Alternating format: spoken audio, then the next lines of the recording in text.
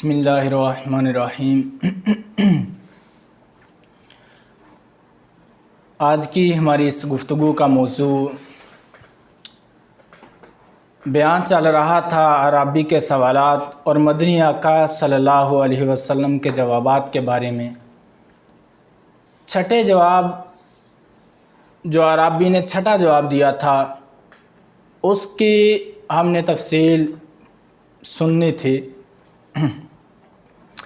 عرابی کا چھٹا سوال یہ تھا کہ میں بارگاہ الہی میں خاص مقام حاصل کرنا چاہتا ہوں۔ سرکار مدینہ منورہ سردار مکہ مکرمہ صلی اللہ تعالیٰ علیہ وسلم نے فرمایا، ذکر اللہ کی کثرت کرو، اللہ عز و جل کے خاص بندے بن جاؤ گے۔ نبی مکرم نور مجسم رسول اکرم شہنشاہ بنی آدم صلی اللہ تعالیٰ علیہ وسلم نے فرمایا، اپنے رب عز و جل کا ذکر کرنے والے اور نہ کرنے والے کی مثال زندہ اور مردے کی طرح ہے۔ پیارے بھائیو، اکثر یہی خیال کیا جاتا ہے کہ زبان سے سبحان اللہ، الحمدللہ وغیرہ ادا کرنے کا نام ہی ذکر ہے۔ اس میں کوئی شک نہیں کہ یہ بھی ذکر ہے، مگر کلام عرب میں ذکر کا لفظ کثیر معنی میں استعمال ہوتا ہے۔ چنانچہ صدر الافاضل حضرت مولانا مفتی سید نعیم الدین مراد آبادی سورہ بقرہ کی آیت نمبر 152 فاذکرونی اذکرکم، ترجمہ کنز ایمان، تم میری یاد کرو میں تمہارا چرچا کروں گا، کے تحت تفسیر خزائن العرفان میں لکھتے ہیں، ذکر تین طرح کا ہوتا ہے۔ نمبر 1 لسانی یعنی زبان سے، نمبر 2 قلبی یعنی دل سے، نمبر 3 بالجوارح یعنی اعضاء کے ساتھ ذکر کرنا۔ ذکر لسانی تسبیح، تقدیس، ثنا وغیرہ بیان کرنا، خطبہ، توبہ، استغفار، دعا وغیرہ اس میں داخل ہیں۔ ذکر قلبی اللہ عز و جل کی نعمتوں کا یاد کرنا اور اس کی عظمتوں کی بریائی اور اس کے دلائل قدرت میں غور کرنا، علماء کا استنباط مسائل میں غور کرنا بھی اسی میں داخل ہے۔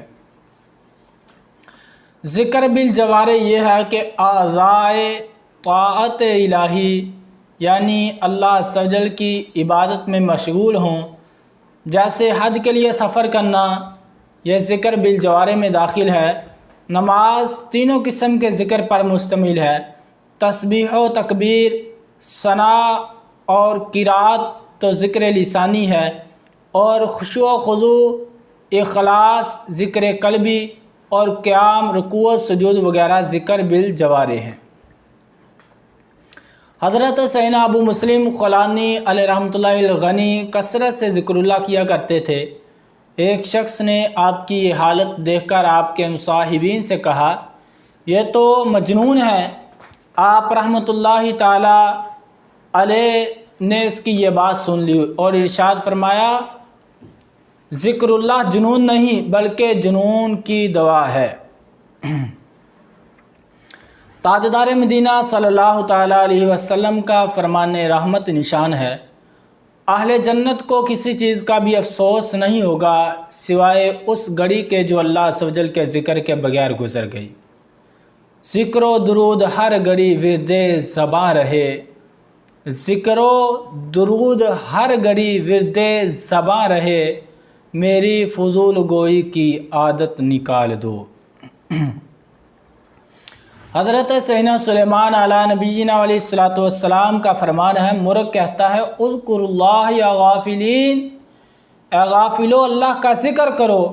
حضرت سیدنا ابو الملیح علیہ رحمۃ اللہ سمیع جب ذکر اللہ کرتے تو جھوم اٹھتے اور فرماتے کہ میری یہ کیفیت اس لیے ہوتی ہے کہ اللہ عز و جل مجھے یاد کرتا ہے، کیونکہ اللہ عز و جل فرماتا ہے، فاذکرونی اذکرکم، تم میری یاد کرو میں تمہارا چرچا کروں گا۔ اگر وہ کسی جگہ جاتے ہوئے راستے میں ذکر اللہ کرنا بھول جاتے تو واپس آ جاتے اور دوبارہ اسی راستے میں ذکر اللہ کرتے ہوئے گزرتے، اگرچہ ایک منزل کا فاصلہ ہوتا، اور فرماتے میں چاہتا ہوں کہ میں جس بقعۂ زمین یعنی علاقے سے گزروں وہ سب قیامت میں میرے ذکر اللہ کی گواہی دیں۔ سبحان اللہ، ہمارے بزرگوں کی کیفیات کیسی تھی کہ اگر کسی گلی سے گزرتے ذکر چھوٹ جاتا پھر دوبارہ لوٹ آیا جایا اور پھر ذکر کرتے ہوئے وہیں سے گزرتے کہ کوئی گلی کوئی کوچہ ایسا نہ ہو جو ذکر اللہ سے خالی رہ جائے۔ مگر ہم اپنے راستے میں آنے والی چیزوں کو کس بات پر گواہ بناتے ہیں، اس پر ہم میں سے ہر ایک کو غور کرنا چاہیے۔ بالخصوص کار، ویگن، بس، ٹرین اور جہاز وغیرہ میں فلمیں، ڈرامے اور گانے دیکھنے سننے والے کو سمجھ جانا چاہیے کہ اسی حالت میں موت آ گئی تو ہمارا بنے گا کیا۔ میرے آقا اعلیٰ حضرت امام اہل سنت امام احمد رضا خان علیہ رحمۃ الرحمن کے جبل پور کے سفر کا واقعہ ہے کہ آپ رحمۃ اللہ تعالیٰ علیہ نے اپنے خدام و مصاحبین کے ہمراہ جبل پور کے درہ میں کشتی پر سفر کیا۔ اس سفر کے راوی لکھتے ہیں، یہ درہ پانی نے سنگ مرمر کے پہاڑ کاٹ کر پیدا کیا ہے۔ اونچی اونچی چوٹی کی پہاڑیوں کا سلسلہ دور تک چلا گیا ہے۔ یہ راستہ پانی نے پہاڑوں کو کاٹ کر حاصل کیا ہے۔ دور تک دوریا یعنی دونوں طرف، دو رویہ یعنی دورویہ یعنی دونوں طرف سنگ مرمر کے پہاڑ سر بفلک یعنی بہت بلند دیواروں کی طرح چلے گئے ہیں۔ کئی میل کے سفر میں صرف ایک جگہ کنارہ دیکھا جو غالباً 8 گز چوڑا تھا۔ اس ہیبت ناک منظر کا نام برادر مکرم مولانا مولوی حسنین رضا خان صاحب یعنی سرکار اعلیٰ حضرت کے بھتیجے نے فی البدیہہ یعنی بے ساختہ، دہانے مرگ یعنی موت کا دہانہ رکھا۔ کشتی نہایت تیز جا رہی تھی، لوگ آپس میں باتیں کر رہے تھے۔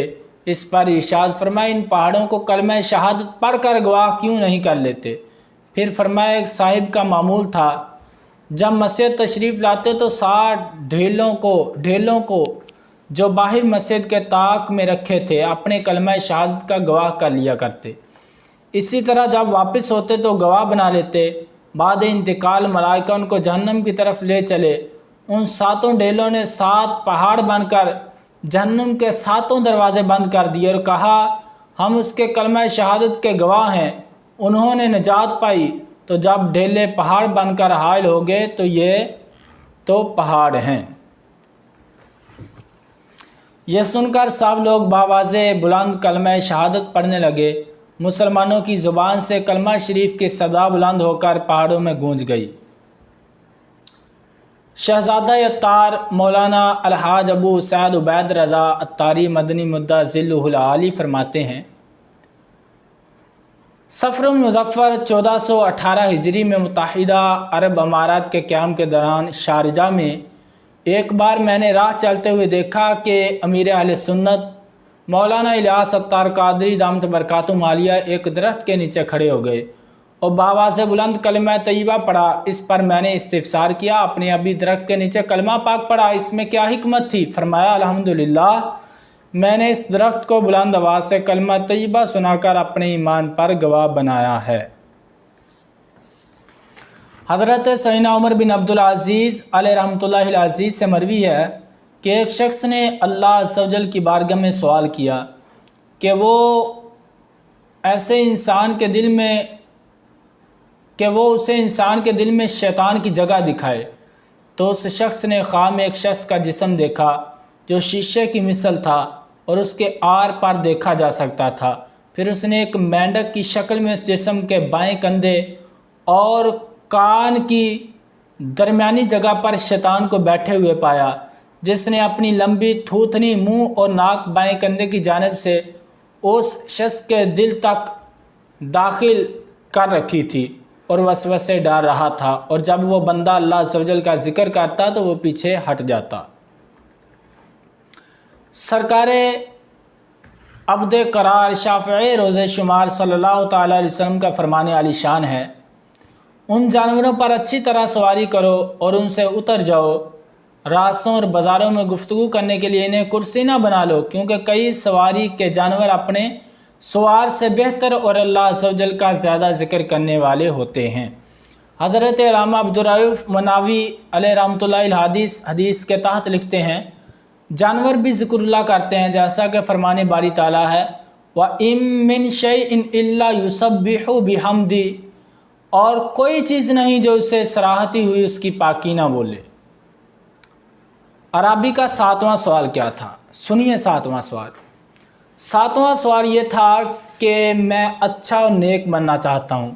رسول بے مثال بی بی آمنہ کے لال صلی اللہ علیہ وسلم نے فرمایا اللہ عز و جل کی عبادت یوں کرو گویا تم اسے دیکھ رہے ہو، اور اگر تم اسے نہیں دیکھ رہے تو وہ تو تمہیں دیکھ ہی رہا ہے۔ مفسر شہیر حکیم الامت حضرت مفتی احمد یار خان علیہ رحمۃ اللہ الحنان لکھتے ہیں کہ اگر تو خدا کو دیکھتا ہے تو تیرے دل میں کس درجہ اس کا خوف ہوتا اور کس طرح تو سنبھل کر عمل کرتا، ایسے ہی خوف کے ساتھ دل لگا کر درست عمل کر، یوں تو ہر وقت ہی سمجھو کہ رب تمہیں دیکھ رہا ہے، مگر عبادت کی حالت میں تو خاص طور پر خیال رکھو، تو انشاءاللہ عز و جل عبادت آسان ہوگی، دل میں حضور و عاجزی پیدا ہوگی، آنکھوں میں آنسو آئیں گے۔ اللہ تعالی ہم سب کو نصیب کرے۔ صحابی رسول حضرت سیدنا عبداللہ بن زبیر رضی اللہ تعالیٰ عنہ جب نماز پڑھتے تو خشوع و خضوع کی بنا پر ایک لکڑی معلوم ہوتے، اور جب سجدہ کرتے تو چڑیاں آپ کو گری ہوئی دیوار سمجھ کر پیٹھ پر سوار ہو جاتی۔ ایک دن آپ رضی اللہ تعالیٰ عنہ حتیم کعبہ میں نماز ادا فرما رہے تھے کہ من جانیک پتھر پھینکنے کے آلے سے ایک پتھر آیا اور آپ کے کپڑے پھاڑتا ہوا نکل گیا، مگر آپ رضی اللہ تعالیٰ عنہ نے نماز جاری رکھی۔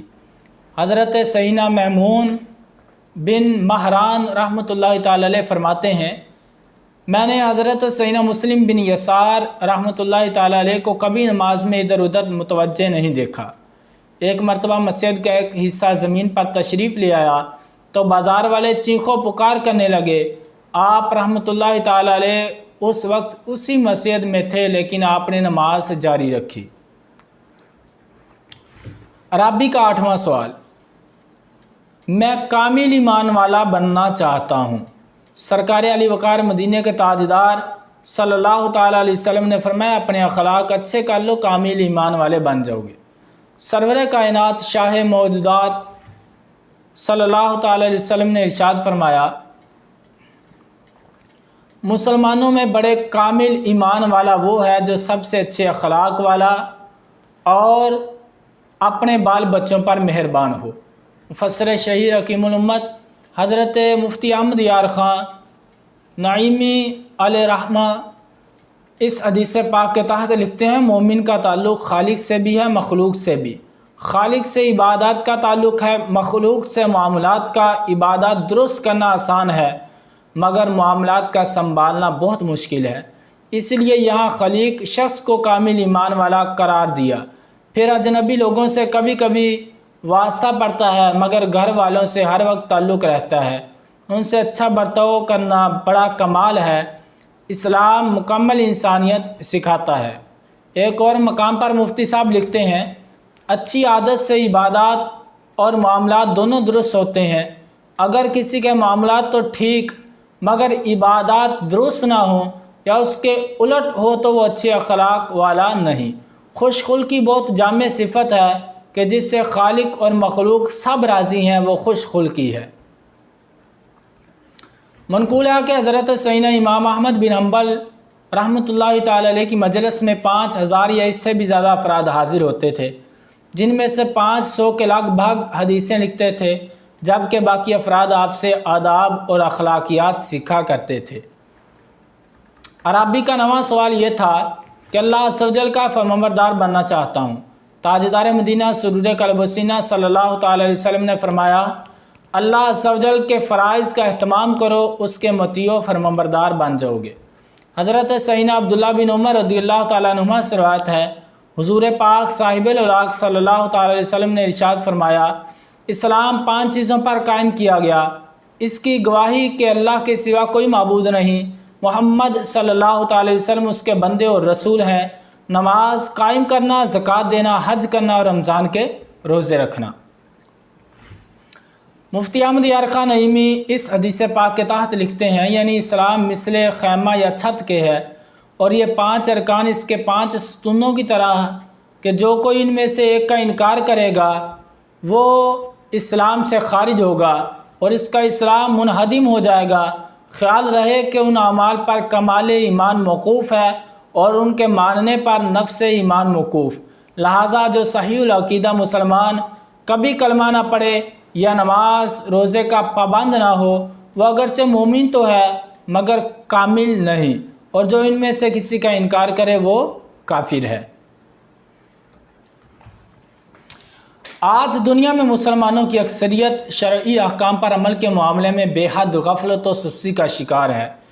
عبادات کو ہی لے لیجئے کہ نماز روزہ وغیرہ کی ادائیگی میں جس طرح کوتاہی کی جاتی ہے اس کا اندازہ بارونق مقام پر کسی بھی مسجد میں نمازیوں کی تعداد کو دیکھ کر لگایا جا سکتا ہے، یا پھر دوران رمضان دن دہاڑے ہوٹلوں وغیرہ میں بلا عذر شرعی روزہ نہ رکھنے والے روزہ خوروں کی تعداد کو دیکھ کر بے شمار مالدار ایسے ہیں جن پر حج فرض ہو چکا ہوتا ہے لیکن وہ اس فرض کی ادائیگی میں کوتاہی کرتے ہیں۔ سال ہر سال سے زکوٰۃ واجب ہو رہی ہوتی ہے لیکن دینے سے کتراتے ہیں۔ اللہ تعالی ہمیں شرعی احکامات پر عمل کرنے کی توفیق عطا فرمائے۔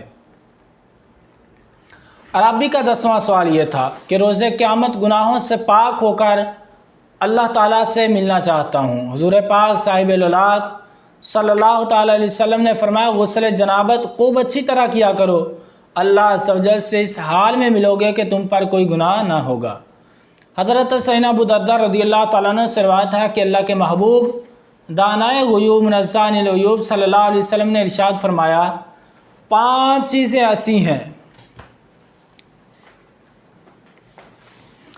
جو انہیں ایمان کی حالت میں ادا کرے گا، فرمایا وہ جنت میں داخل ہوگا۔ نمبر 1، 5 نمازوں کے وضو، رکوع، سجود اور اوقات کا لحاظ رکھے۔ نمبر 2، رمضان کے روزے رکھے۔ نمبر 3، اگر استطاعت رکھتا ہو تو بیت اللہ کا حج کرے۔ نمبر 4، خوش دلی کے ساتھ زکوٰۃ دے۔ نمبر 5، اور امانت ادا کرے۔ عرض کیا گیا یا نبی اللہ امانت کی ادائیگی سے کیا مراد ہے؟ ارشاد فرمایا غسل جنابت کرنا۔ بے شک اللہ عز و جل نے ابن آدم کو اپنے دین میں سے غسل کے علاوہ کسی چیز کا امین نہیں بنایا۔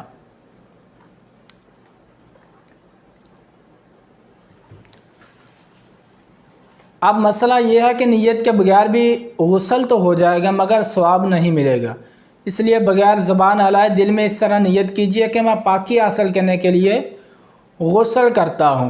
پہلے دونوں ہاتھ پہنچوں تک 3 بار دھوئیے،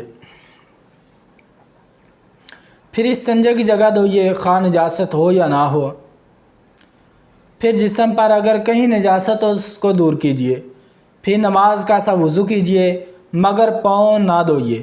ہاں اگر چوکی وغیرہ پر غسل کر رہے ہیں تو پاؤں بھی دھو لیجئے، پھر بدن پر تیل کی طرح پانی چوپڑ لیجئے، خصوصاً سردیوں میں اس دوران صابن بھی لگا سکتے ہیں۔ پھر 3 بار سیدھے کندھے پر پانی بہائیے، پھر 3 بار الٹے کندھے پر، پھر سر پر اور تمام بدن پر 3 بار، پھر غسل کی جگہ سے الگ ہو جائیے۔ اگر وضو کرنے میں پاؤں نہیں دھوئے تھے تو اب دھو لیجئے۔ نہانے میں قبلہ رخ نہ ہوں، تمام بدن پر ہاتھ پھیر کر مل کر نہائیے۔ ایسی جگہ نہانا چاہیے جہاں کسی کی نظر نہ پڑے۔ اگر یہ ممکن نہ ہو تو مرد اپنا سطر ناف سے لے کر دونوں گھٹنوں سمیت کسی موٹے کپڑے سے چھپا لے۔ موٹا کپڑا نہ ہو تو حسب ضرورت 2 یا 3 کپڑے لپیٹ لے، کیونکہ باریک کپڑا ہوگا تو پانی سے بدن پر چپک جائے گا اور معاذ اللہ گھٹنوں یا رانوں وغیرہ کی رنگت ظاہر ہوگی۔ عورت کو تو اور بھی زیادہ احتیاط کی حاجت ہے۔ دوران غسل کسی قسم کی گفتگو مت کیجیے، کوئی دعا بھی نہ پڑھیے۔ نہانے کے بعد تولیے وغیرہ سے بدن پونجھنے میں حرج نہیں۔ نہانے کے بعد فوراً کپڑے پہن لیجئے۔ اگر مکروہ وقت نہ ہو تو 2 رکعت نفل ادا کرنا مستحب ہے۔ عرابی کا 11واں سوال یہ تھا کہ میں چاہتا ہوں کہ روز قیامت میرا حشر نور میں ہو۔ سرکار مدینہ سردار مکہ مکرمہ صلی اللہ علیہ وسلم نے فرمایا کسی پر ظلم مت کرو، تمہارا حشر نور میں ہوگا۔ حضرت جابر رضی اللہ تعالیٰ عنہ سے روایت ہے کہ رسول بے مثال بی بی آمنہ کے لال صلی اللہ تعالیٰ علیہ وسلم نے ارشاد فرمایا ظلم سے بچو، کیونکہ ظلم قیامت کے دن اندھیریاں ہوگا، اور کنجوسی سے بچو، کیونکہ کنجوسی نے تم سے پہلے والوں کو ہلاک کر دیا۔ کنجوسی نے انہیں رغبت دی کہ انہوں نے خون ریزی کی اور حرام کو حلال جانا۔ مفسر شہیر حکیم الامت حضرت مفتی احمد یار خان اس حدیث پاک کے تحت لکھتے ہیں ظلم کے لغوی معنی ہے کسی چیز کو بے موقع استعمال کرنا اور کسی کا حق ماننا۔ اس کی بہت سی قسمیں ہیں، جیسے گناہ کرنا اپنی جان پر ظلم کرنا ہے، قرابت داروں یا قرض خواہوں کا حق نہ دینا ان پر ظلم کرنا ہے، کسی کو ستانا ایذا دینا اس پر ظلم کرنا ہے۔ یہ حدیث سب کو شامل ہے اور حدیث اپنے ظاہری معنی پر ہے، یعنی ظالم پل صراط پر اندھیریوں میں گرا ہوگا، یہ ظلم اندھیری بن کر اس کے سامنے ہوگا، جیسا کہ مومن کا ایمان اور اس کے نیک اعمال روشنی بن کر اس کے آگے چلیں گے۔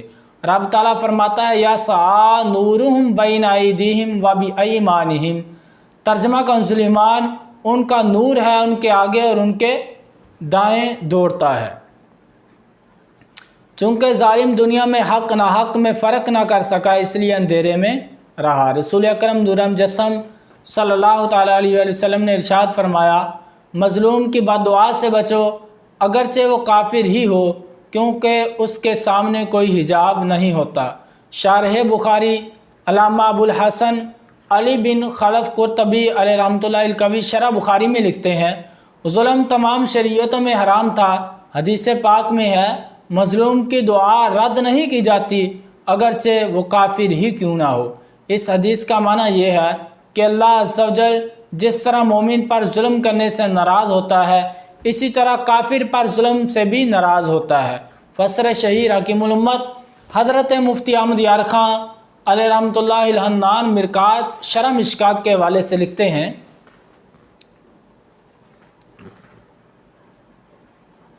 کہ مظلوم جانور بلکہ مظلوم کافر و فاسق کی بھی دعا قبول ہوتی ہے، اگرچہ مسلمان مظلوم کی دعا زیادہ قبول ہے، کیونکہ مظلوم مضطر بے قرار ہوتا ہے اور بے قراری کی دعا عرش پر قرار کرتی ہے۔ رب تعالیٰ فرماتا ہے اَمَّن يُجِيبُ الْمُضْطَرَّ إِذَا دَعَاهُ، ترجمہ کنز ایمان یا وہ جو لاچار کی سنتا ہے جب اسے پکارے۔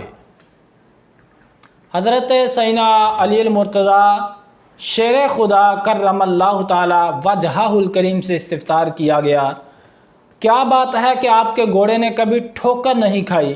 ارشاد فرمایا میں نے اس سے کبھی کسی مسلمان کی کھیتی کو نہیں روندا۔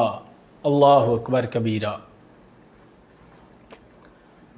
راہ خدا میں جہاد کرنے والے ایک بزرگ رحمۃ اللہ تعالی علیہ اپنا واقعہ بیان کرتے ہوئے فرماتے ہیں ایک بار میں اپنے گھوڑے پر سوار ہوا تاکہ ایک موٹے اور طاقتور غیر مسلم کو قتل کروں، لیکن میرے گھوڑے نے کوتاہی کی تو میں واپس لوٹ آیا۔ پھر وہ موٹا غیر مسلم میرے قریب ہوا تو میں نے پھر اس پر حملہ کیا، لیکن اس بار بھی گھوڑے نے کوتاہی کی، پس میں واپس لوٹ آیا۔ جب میں نے تیسری بار حملہ کیا تو میرا گھوڑا مجھ سے بھاگ گیا، حالانکہ اس کی یہ عادت نہ تھی۔ چنانچہ میں غمگین ہو کر واپس لوٹا اور شکستہ دل سر جھکا کر بیٹھ گیا، کیونکہ وہ غیر مسلم میرے ہاتھوں قتل ہونے سے رہ گیا تھا۔ نیز گھوڑے کی ایسی عادت میں نے کبھی نہ دیکھی تھی، تو میں نے خیمے کے ستون پر اپنا سر رکھا جبکہ میرا گھوڑا کھڑا تھا۔ پھر میں نے ایک خواب دیکھا، گویا کہ میرا گھوڑا مجھے مخاطب کرتے ہوئے کہہ رہا تھا اللہ عز و جل کو یاد کرو، تم نے 3 مرتبہ ارادہ کیا کہ تم میری پیٹھ پر سوار ہو کر غیر مسلم کو پکڑو، حالانکہ کل جو تم نے میرے لیے چارہ خریدا تھا اس کی قیمت میں کھوٹا درہم دیا تھا، تو یہ یعنی مجھ پر سوار ہو کر غیر مسلم کو مارنا ہرگز نہیں ہو سکتا۔ فرماتے ہیں میں گھبرا کر بیدار ہوا اور اس چارہ بیچنے والے کے پاس جا کر وہ درہم تبدیل کیا۔ امام محمد بن محمد غزالی علیہ رحمۃ اللہ الوالی اس کے بعد لکھتے ہیں یہ حکایت اس ظلم کی مثال ہے جس کا ضرر و نقصان عام ہے تو دیگر مثالوں کو اسی پر قیاس کر لو۔ عرابی کا 12واں سوال۔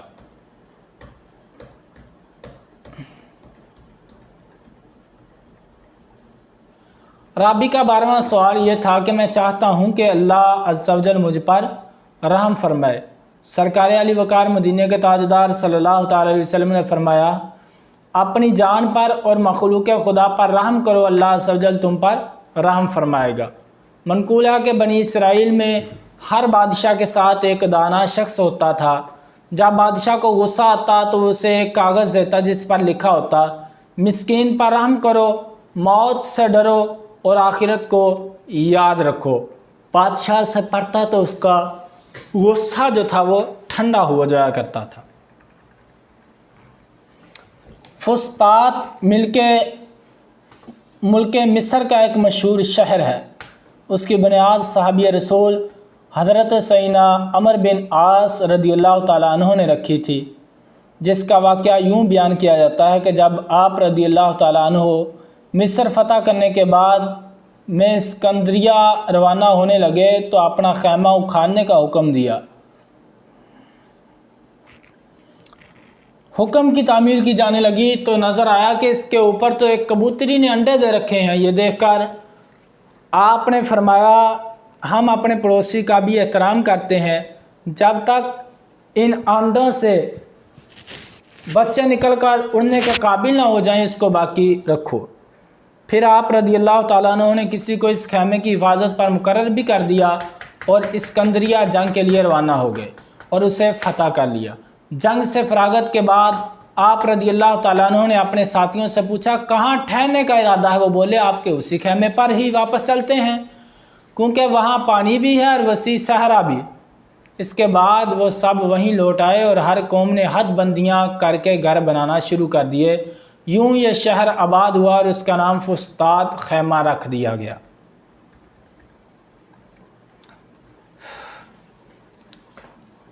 ایک مرتبہ حضرت سیدنا عبداللہ بن جعفر رضی اللہ تعالیٰ عنہ اپنی زمین کو دیکھنے نکلے، راستے میں ایک باغ سے گزرے تو آپ نے دیکھا وہاں ایک سیاہ فام غلام کام کر رہا ہے۔ اس کا کھانا آیا تو اسی وقت ایک کتا بھی باغ میں داخل ہوا اور غلام کے قریب ہو گیا۔ غلام نے ایک روٹی اس کے سامنے ڈال دی، کتے نے وہ کھا لی، پھر دوسری ڈالی تو وہ بھی اس نے کھا لی۔ غلام نے تیسری روٹی بھی ڈال دی تو کتا وہ بھی کھا گیا۔ حضرت سیدنا عبداللہ بن جعفر رضی اللہ تعالیٰ عنہ یہ سب کچھ ملاحظہ فرما رہے تھے۔ آپ نے غلام سے پوچھا تمہیں دن میں کتنا کھانا ملتا ہے؟ اس نے کہا وہی کچھ جو آپ نے دیکھا۔ پوچھا تم نے سارا کھانا اس کتے کو کیوں کھلا دیا؟ اس نے کہا اس علاقے میں کتے نہیں ہوتے، یہ کہیں دور سے آیا تھا اور بھوکھا تھا، مجھے اچھا نہیں لگا کہ میں پیٹ بھر کر کھاؤں اور یہ بھوکھا رہے۔ اللہ اکبر۔ آپ رضی اللہ تعالیٰ عنہ نے فرمایا پھر تم آج کیا کرو گے؟ اس نے کہا بھوکھا رہوں گا۔ آپ رضی اللہ تعالیٰ عنہ نے سوچا یہ غلام تو مجھ سے بھی زیادہ سخی ہے، چنانچہ آپ رضی اللہ تعالیٰ عنہ نے باغبانی کے آلات اور غلام سب کو خرید لیا، پھر غلام کو آزاد کر کے سب کچھ اسی کو دے دیا۔ اللہ اکبر۔ عرابی کا 13واں سوال یہ تھا کہ گناہوں میں کمی چاہتا ہوں۔ رسول بے مثال بی بی آمنہ کے لال صلی اللہ تعالیٰ علیہ وسلم نے فرمایا استغفار کرو گناہوں میں کمی ہوگی۔ مفسر شہیر حکیم الامت حضرت مفتی احمد یار خان علیہ رحمت الحنان لکھتے ہیں گزشتہ گناہوں پر ندامت و شرمندگی اور آئندہ گناہوں سے بچنے کا ارادہ توبہ ہے اور معافی چاہنا استغفار۔ ہم لوگ گناہ کر کر کے توبہ کرتے ہیں اور خاص بندے گناہ نہیں کرتے اور توبہ کرتے ہیں، خاص الخاص نیکیاں کرتے ہیں اور توبہ کرتے ہیں کہ خدایا تیری شان کے لائق ہم سے نیکی نہ ہو سکی۔ اللہ اکبر کبیرہ۔ نیک لوگ گناہوں سے جبکہ معرفت رکھنے والے اپنے نیکیوں سے توبہ کرتے ہیں۔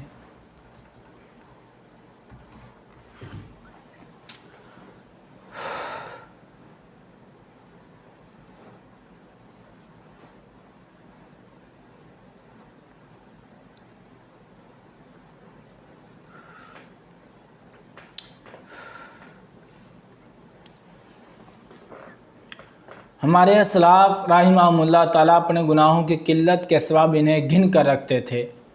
حضرت سیدنا ریاح الکیسی علیہ رحمۃ اللہ الکوی فرماتے ہیں میرے 40 سے کچھ زیادہ گناہ ہیں اور میں نے ہر گناہ کے لیے 1,00,000 مرتبہ استغفار کیا ہے۔ اللہ اکبر کبیرہ۔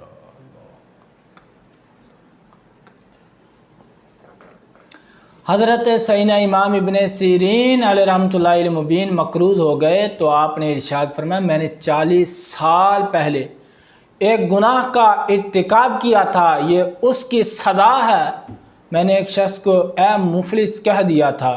حضرت سیدنا ابو سلیمان علیہ رحمۃ اللہ المنان اس بات کا ذکر کیا گیا، آپ سے اس بات کا ذکر کیا گیا کہ تو آپ نے ارشاد فرمایا اس لیے انہیں پتہ چل جاتا تھا کہ یہ مصیبت کس گناہ کے باعث آئی ہے، جبکہ ہم لوگوں کے گناہ کثیر ہیں اس لیے ہمیں اس بات کا پتہ ہی نہیں چلتا۔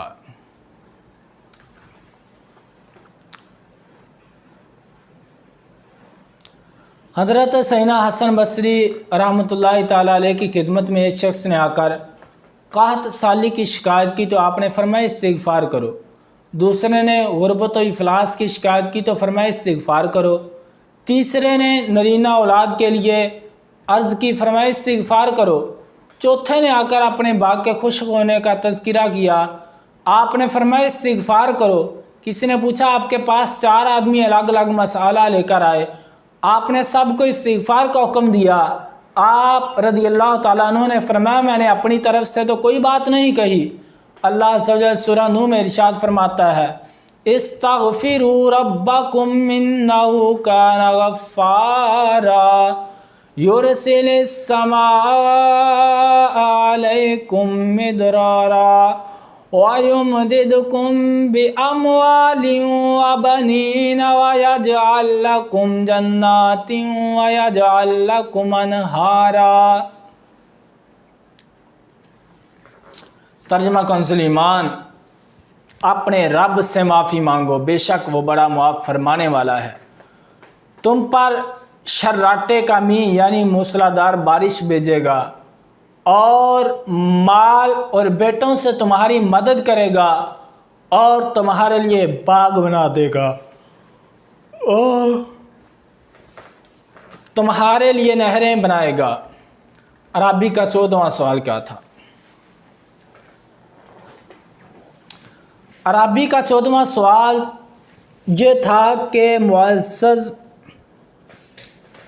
یعنی زیادہ عزت والا بننا چاہتا ہوں۔ خاتم المرسلین رحمت للعالمین صلی اللہ علیہ وسلم نے ارشاد فرمایا لوگوں کے سامنے اللہ عز و جل کے بارے میں شکوہ اشکات مت کرو، سب سے زیادہ عزت دار بن جاؤ گے۔ حضرت سیدنا وہب بن منبہ رحمۃ اللہ تعالیٰ علیہ فرماتے ہیں اللہ عز و جل نے حضرت سیدنا عزیر علی نبینا علیہ الصلوۃ والسلام کی طرف وحی فرمائی کہ جب بھی کوئی مصیبت نازل ہو تو مخلوق سے اس کی شکایت کرنے سے بچو اور میرے ساتھ اسی طرح معاملہ کرو جس طرح میں کرتا ہوں کہ جب مجھ تک تیرے خلاف اولا اعمال پہنچتے ہیں تو میں فرشتوں کے سامنے ظاہر نہیں کرتا، اسی طرح جب تجھ پر مصیبت نازل ہو تو میری مخلوق سے میری شکایت نہ کر۔ اعلیٰ حضرت امام اہل سنت مجدد دین و ملت مولانا شاہ امام محمد رضا خان مختلف اوقات میں مختلف قسم کی جسمانی بیماریوں میں مبتلا رہے لیکن کسی طرح کا شکوہ شکایت منقول نہیں، بلکہ آپ رحمۃ اللہ تعالیٰ علیہ نے آزمائشوں میں بھی صبر کا دامن تھاما اور شدید تکلیف میں بھی اللہ عز و جل کا شکر ادا کیا۔ چنانچہ صدر الشریعہ بدر الطریقہ حضرت علامہ مولانا مفتی امجد علی اعظمی علیہ رحمۃ اللہ الکوی کا بیان ہے ایک مرتبہ اعلیٰ حضرت رحمۃ اللہ تعالیٰ علیہ علیل تھے، میں عیادت کو گیا، حسب محاورہ پوچھا حضور اب شکایت کا کیا حال ہے؟ فرمایا شکایت کس سے؟ اللہ سے، نہ تو شکایت پہلے تھی نہ اب ہے، بندے کو خدا سے کیسی شکایت؟ صدر الشریعہ فرماتے ہیں میں نے زندگی بھر کے لیے اس محاورے سے توبہ کر لی۔ اعلیٰ حضرت امام اہل سنت مجدد دین و ملت مولانا شاہ امام محمد رضا خان فرماتے ہیں عوام و خواص کے یہ بھی زبان ضد ہے کہ بخار کی شکایت ہے، درد سر کی شکایت ہے، زکام کی شکایت ہے وغیرہ وغیرہ۔ یہ نہیں کہنا چاہیے کہ اس لیے کہ جملہ امراض کا زور من جانب اللہ ہوتا ہے تو شکایت کیسی؟ مشہور بزرگ حضرت سیدنا شقیق بلخی علیہ رحمۃ اللہ الکوی فرماتے ہیں، جس نے اپنی مصیبت کا کسی سے شکوہ کیا اسے کبھی عبادت کی لذت نصیب نہیں ہوگی۔ منقول ہے کہ ایک بزرگ رحمۃ اللہ تعالی علیہ بہت زیادہ محتاج ہو گئے اور پریشان حالی نے ان کے گھر میں بسیرا کر لیا۔ ایک رات وہ سوئے تو خواب میں کسی نے کہا، کیا تم یہ چاہتے ہو کہ تمہیں سورہ ہود بھول جائے اور تمہیں 1000 دینار مل جائے؟ بولے نہیں۔ کہا اگر سورۃ یوسف بولے نہیں۔ یوں ہی 100 صورتوں کے بارے میں سوالات کیے اور سب کے جواب میں انہوں نے نہیں بولا۔ کہا تمہارے پاس تو 1,00,000 دینار کا مال ہے، پھر بھی تم محتاجی کا شکوہ کرتے ہو۔ جب صبح ہوئی تو اس خواب کی وجہ سے ان کا غم دور ہو چکا تھا۔ حنبلیوں کے عظیم پیشوا حضرت سیدنا امام احمد بن حنبل رحمۃ اللہ تعالی علیہ سے کسی نے پوچھا، اے ابو عبداللہ آپ کیسے ہیں؟ فرمایا خیر و عافیت سے ہوں۔ کہنے لگا سنا ہے کل رات آپ کو بخار تھا۔ فرمایا جب تمہیں کہہ چکا ہوں کہ خیر و عافیت سے ہوں تو کافی ہے، جو بات کہنا نہیں چاہتا وہ مت پوچھو۔ اللہ تعالی ہمیں بھی ان بزرگوں جیسی زندگی گزارنے کی توفیق عطا فرمائے۔ آمین بجاہ النبی آمین و صلی اللہ تعالی علیہ وسلم۔